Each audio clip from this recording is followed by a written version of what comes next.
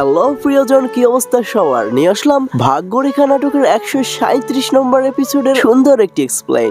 ভাগ্যরেখা নাটকের 137 নম্বর এপিসোডে কি হবে সবকিছুই জানিয়ে দেবো আজকের এই ভিডিওতে।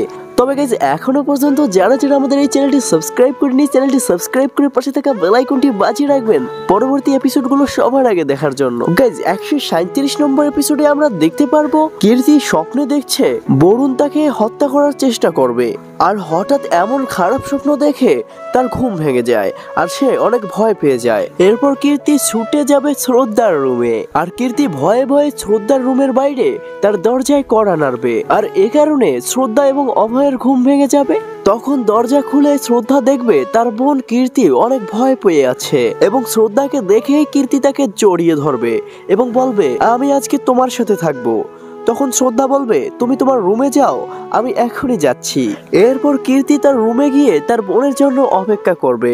কিন্তু এদিকে শ্রদ্ধা যখন কীর্তির কাছে যাওয়ার জন্য বের হচ্ছিল, তখন সে দেখতে পায় তাদের গেটে একটা বড় তালা ঝুলে আছে, আর কীর্তির কাছে যাওয়ার রাস্তা তার বন্ধ হয়ে যায়। আর এরপর দেখা যায় শ্রদ্ধার শাশুড়ি এসে বলছে, তুমি কেন যাবে এত রাতে তোমার বোনের কাছে?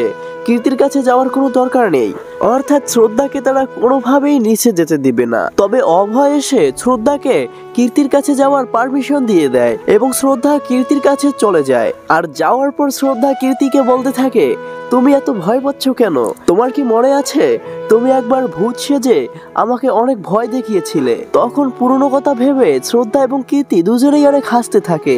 আর কীর্তি বলে, তুমি সেদিন অনেক ভয় পেয়েছিলে এবং মাম্মি মাম্মি বলে চিৎকার করেছিলে।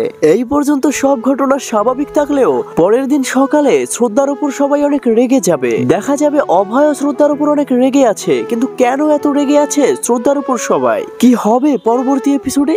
গাইজ, পরবর্তী এপিসোডটি সবার আগে দেখতে হলে আপনাদের অবশ্যই আমাদের এই চ্যানেলটি সাবস্ক্রাইব করে পাশে থাকা বেল আইকনটি বাজিয়ে রাখতে হবে। আপনারা চাইলে কালকের মধ্যেই আমরা পরবর্তী এপিসোডটিও নিয়ে আসবো। ধন্যবাদ সবাইকে।